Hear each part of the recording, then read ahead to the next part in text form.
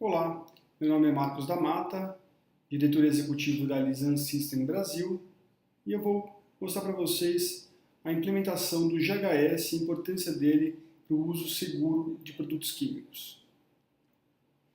De formação, eu sou doutor em Ciências pela Faculdade de Medicina da USP e especialista em Gestão Ambiental pela Faculdade de Saúde Pública da USP e graduado em Engenharia Ambiental pela Escola Superior de Química Oswaldo Cruz e atuo também como diretor executivo da EcoAdvisor Associados e tenho tido uma experiência de mais de 16 anos na área de consultoria no Brasil, atendendo governo, indústrias em programas de segurança química, com o intuito então de automatizar a elaboração, a atualização dos documentos de segurança, da classificação de perigo, da manutenção de uma base de dados de ingredientes. A Lisan System é uma empresa que se desenvolveu então um software custo-eficiente para esse tipo de implementação.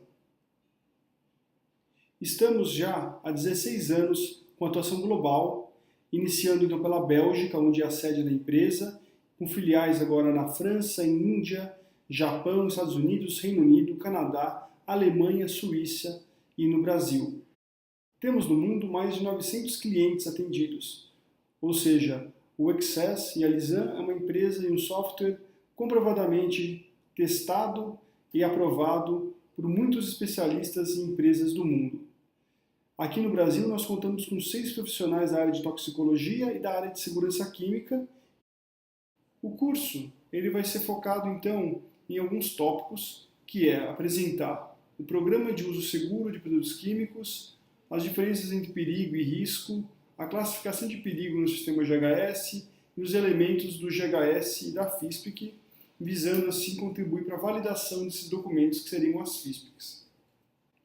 Quando pensamos em gestão segura de produtos químicos, para a gente garantir que nós tenhamos dentro da nossa planta o uso seguro, nós precisamos então nos embasar num sistema de gerenciamento de risco, que é o momento onde a gente sabe qual que é o produto que é utilizado e qual que é a eventual exposição que pode ter de um trabalhador, e para isso a gente vai estabelecer então um controle e um monitoramento de exposição. Então nós vamos estabelecer quais são os equipamentos de proteção individual adequados ou quais são as medidas de engenharia que poderemos adotar para evitar essa exposição. Para a gente fazer a gestão de risco, a gente precisa então entender qual que é o perigo e comunicar esse perigo tanto ao trabalhador quanto aos nossos clientes que vão utilizar a nossa matéria-prima. E nós vamos nos embasar então nos rótulos e na FISPIC desses produtos. Os rótulos e as FISPICs eles são elaborados com base na classificação de perigo do GHS, para ele ser harmonizado e a gente conseguir então entender muito bem o que é o nosso produto, quais são os perigos dele e assim por diante. Perigo e risco. Qual que é a diferença? Perigo é a propriedade intrínseca do agente químico provocar uma alteração no estado de saúde ou um dano ao meio ambiente.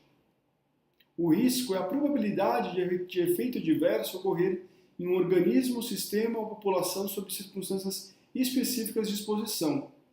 Para a gente então ter risco, a gente precisa ter o perigo e a exposição. O perigo, ele é a propriedade intrínseca, ou seja, independentemente de onde esteja, ele vai ter esse potencial de efeito adverso. Por exemplo, se a gente tiver um leão faminto e tiver uma pessoa exposta, nós temos ali um risco que é esse perigo vir a acontecer e vir ter uma fatalidade dessa pessoa. Bom, então para isso a gente vai adotar uma medida de controle de engenharia. Assim, a gente vai, mantendo aquele perigo que existe, a gente vai controlar o risco. E essa pessoa não vai ter mais essa exposição. Bom, se a gente não tivesse essa medida de controle de engenharia, nós teríamos que adotar então um equipamento de proteção individual. E daí então seria algo, por exemplo, como o Superman, para conseguir segurar ali o leão. É claro que no ambiente de trabalho, nós estamos então tendo acesso a informações através do rótulo, e daí nós vamos ter informações também falando, por exemplo, sobre esse organofosforado, ele pode causar irritação nos olhos, não se esperam efeitos adversos por inalação e por contato à pele, e é tóxico por via oral, ou seja, quando a gente tiver a aplicação dele no campo, a gente vai ter alguns cenários que terão exposição, por exemplo, no caso de não adoção de um EPI, quando você adotar um EPI ou tiver uma outra medida, por exemplo, uma aplicação utilizando um veículo aeromotor, nós não vamos ter essa exposição, ou seja, o perigo se mantém, mas não há risco ao trabalhador. Então a gente consegue, então, num caso vai ocorrer uma irritação ocular, nos outros dois o risco está controlado. Como ele é tóxico por via oral, apenas um acidente, por exemplo, de uma ingestão desse produto teria uma fatalidade imediata. Quando a gente pensa no número de moléculas que existem registradas no mundo, a gente teve até maio de 2012 70 milhões de moléculas. Atualmente, em 2015, a gente já registra mais de 100 milhões de moléculas. Ou seja, um número muito grande da capacidade do homem em desenvolver novos elementos químicos. É claro que nem todos esses estão disponíveis no mercado, mas, do ponto de vista de conhecimento sobre o perigo, será que a gente tem informações suficientes sobre todas essas moléculas que estão no mercado? Quando foi desenvolver o REACH, que é um programa da Europa que exige o conhecimento sobre o perigo, sobre ingredientes que sejam mais utilizados, se verificou que haviam 19 milhões de moléculas comercialmente disponíveis. Destas, 294 mil tinham algum tipo de regulamentação, ou seja, estavam listados em alguma norma internacional ou tinham sido avaliada de alguma maneira. Destas, 143 mil foram pré-registradas no REACH, ou seja, substâncias de maior utilização pelos países que querem comercializar com a Europa. Ao avaliar essa base de dados, se verificou que apenas 14% haviam dados toxicológicos suficientes e 65% dos dados eram incompletos e 21% não havia dados. Ou seja, nós temos uma deficiência muito grande de conhecimento toxicológico sobre os ingredientes que são utilizados no mercado. E por isso nós precisamos estar o tempo todo vigilantes sobre informações novas que venham a ser disponibilizadas acerca desses ingredientes, para garantir o uso seguro desses produtos. O GHS, então, ele é uma abordagem sistematizada de fácil compreensão para a classificação dos produtos químicos e para a comunicação por meio de rótulos e fichas de dados de segurança. Teve como objetivo assegurar que os trabalhadores tivessem acesso a esses dados, ou seja, fossem comunicados em relação a dados sobre perigos à saúde e meio ambiente. Quando a gente via, antes do GHS existir, uma mesma substância química que tivesse, por exemplo, uma DL50 de 257 mg por quilo, ela era classificada como nociva se ingerida na União Europeia, Austrália, Malásia e Tailândia, tóxica se ingerida nos Estados Unidos, Canadá, Japão e Coreia do Sul, perigoso se ingerido na Nova Zelândia e não tóxico por ingestão na Índia e na China. Ou seja, em função de você ter divergências em critérios de classificação de perigo, como a gente viu, o perigo ele é o mesmo, a gente tinha classificações diferentes. O que, quando a gente comprava algum produto de algum país e não observava qual que era a norma utilizada para classificar o perigo, nós não tínhamos uma eficiência na classificação dessas misturas. Assim como a comunicação de perigo por meio dos pictogramas, eles eram também bastante diferentes, ou seja, não havia, então, uma maneira simples e harmonizada de entender o que significava aquelas classificações.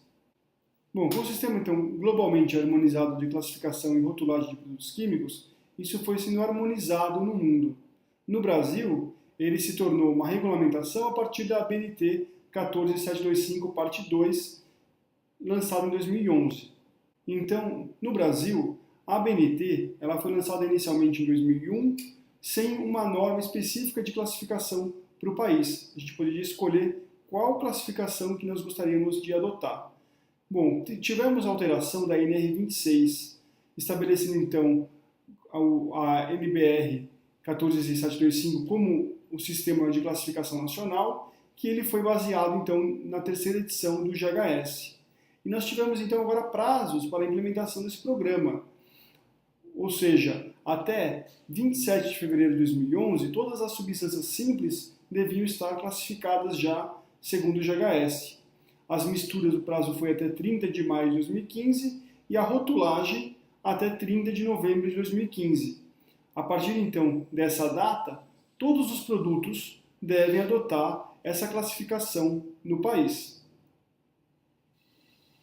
Os riscos para a não adoção do GHS, eles são muitos. Primeiro deles, você pode incorrer em advertências, multas ou até interdição total ou parcial da empresa no caso de uma fiscalização do Ministério do Trabalho e Emprego.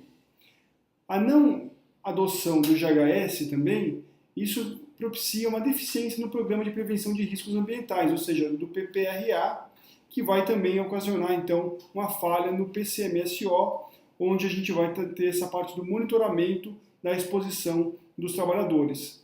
Teremos o uso inadequado de EPIs e de EPCs e, possivelmente, não conformidades das normas da ISO 14000, OSAS 18000 e SA 8000.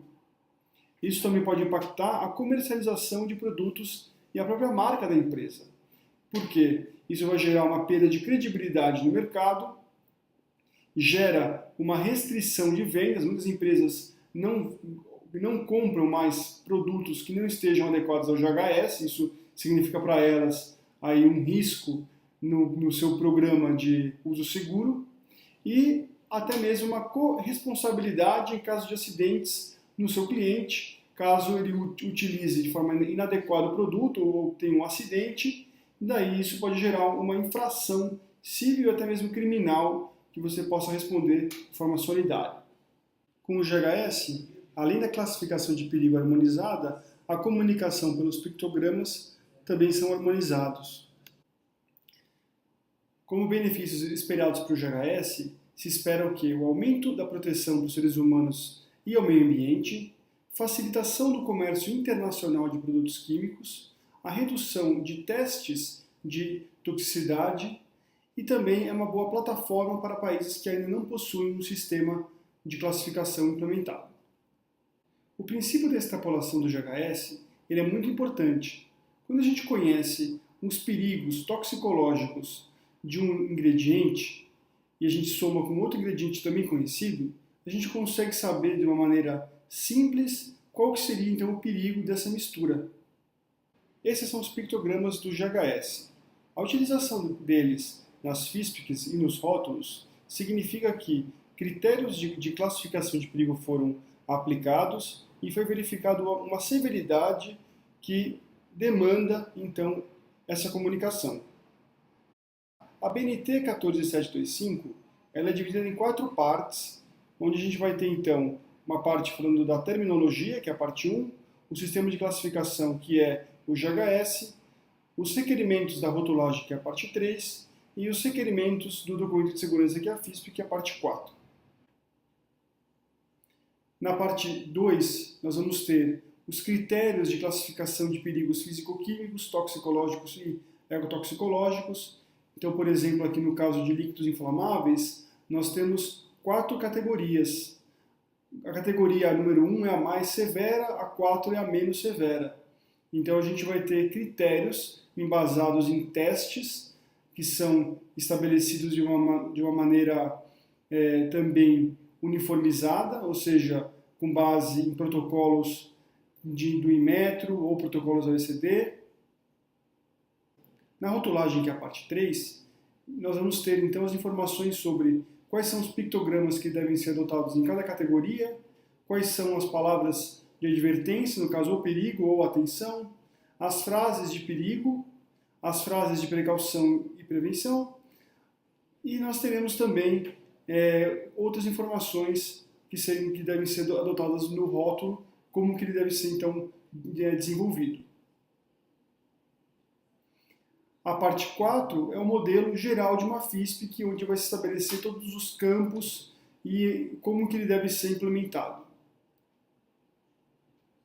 Voltando lá para a parte 2, onde a gente tem os critérios de classificação dos ingredientes e também das misturas, nós temos, por exemplo, aqui um caso. Por exemplo, se eu tiver uma substância A e uma B, uma com 30%, outra com 70%, e eu tenho a classificação dos ingredientes, por exemplo, uma é tóxico agudo oral categoria 2, o outro é tóxico agudo oral categoria 5. O que vai passar desse perigo para a mistura? Também em relação aos outros tipos de perigo. Então, as regras, a gente consegue calcular, por exemplo, qual seria uma concentração letal esperada da mistura, que se chama ETA, e daí com isso a gente vai aplicar na regra do GHS para verificar que essa nova DL50 significa então uma categoria 3. Ou seja, eu tinha uma categoria 2 e uma categoria 5 e a minha mistura ela virou categoria 3. No caso de corrosão e irritação à pele, a gente vai aplicar outro critério, e aí nesse caso a categoria 2 ela volta a ser categoria 2 novamente também na mistura. No caso da carcinogenicidade, nós vamos ter aqui também uma regra, que é em função da porcentagem desse elemento que estaria na mistura, e ele vai ser aplicado também à regra, e a gente vai verificar que a mistura também seria categoria 2.